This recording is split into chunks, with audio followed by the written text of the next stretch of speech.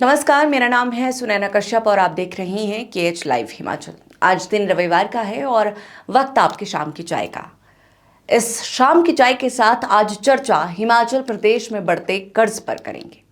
छोटे पहाड़ी राज्य हिमाचल प्रदेश पर कर्ज का बोझ लगातार बढ़ता जा रहा है। मुख्यमंत्री सुखविंदर सिंह सुक्खू के नेतृत्व वाली कांग्रेस सरकार ने अब फिर 500 करोड़ रुपए का नया कर्ज लेने का फैसला किया है।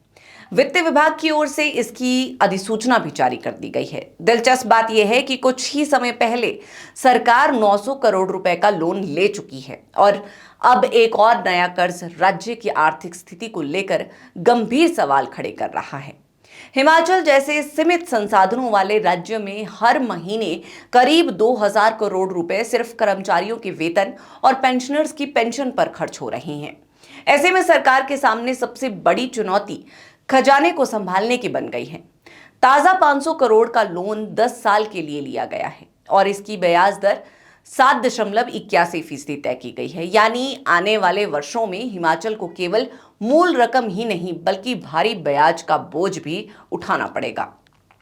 सरकार की मजबूरी यह है कि कर्मचारियों और पेंशनर्स का डीए और एरियर अब भी लंबित है।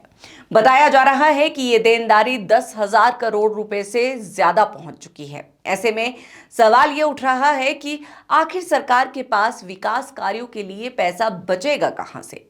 अगर लगातार कर्ज लेकर केवल वेतन, पेंशन और पुरानी देनदारियां चुकानी पड़े तो राज्य की आर्थिक रीढ़ पर इसका असर साफ दिखाई देने लगता है। सबसे बड़ी चिंता उस प्रेजेंटेशन के बाद बढ़ी थी जिसमें वित्त विभाग के अधिकारियों ने साफ कहा था कि ट्रेजरी की हालत ऐसी नहीं है कि कर्मचारियों को डीए और एरियर दिया जा सके। यहां तक कि सब्सिडी कम करने या बंद करने जैसे सुझाव भी सामने आए। इसके बाद ओल्ड पेंशन स्कीम यानी ओपीएस को लेकर भी चर्चाएं तेज हो गई थी। हालांकि मुख्यमंत्री सुखविंदर सिंह सुक्खू ने भरोसा दिलाया कि ओपीएस जारी रहेगी और कर्मचारियों के हितों की रक्षा की जाएगी, लेकिन आर्थिक हालात अब भी दबाव में नजर आ रही हैं। राजनीतिक तौर पर देखें तो विपक्ष को सरकार पर हमला करने का बड़ा मौका मिल गया है। भाजपा लगातार आरोप लगा रही है कि कांग्रेस सरकार आर्थिक कुप्रबंधन की वजह से हिमाचल को कर्ज के जाल में धकेल रही है। दूसरी तरफ सरकार का तर्क है कि पिछली सरकारों से मिली आर्थिक चुनौतियों और केंद्र से कम होती मदद के कारण परिस्थितियां कठिन बनी हुई हैं। लेकिन जनता के मन में सबसे बड़ा सवाल यही है कि आखिर ये कर्ज का सिलसिला कब रुकेगा? फरवरी में 1030 करोड़, अप्रैल में 900 करोड़ और अब फिर 500 करोड़। आंकड़े लगातार बढ़ते जा रहे हैं। 3 साल में 35,000 करोड़ रुपए से ज्यादा का कर्ज लिया जा चुका है। ऐसे में आने वाले समय में हिमाचल की आर्थिक सेहत कैसी होगी?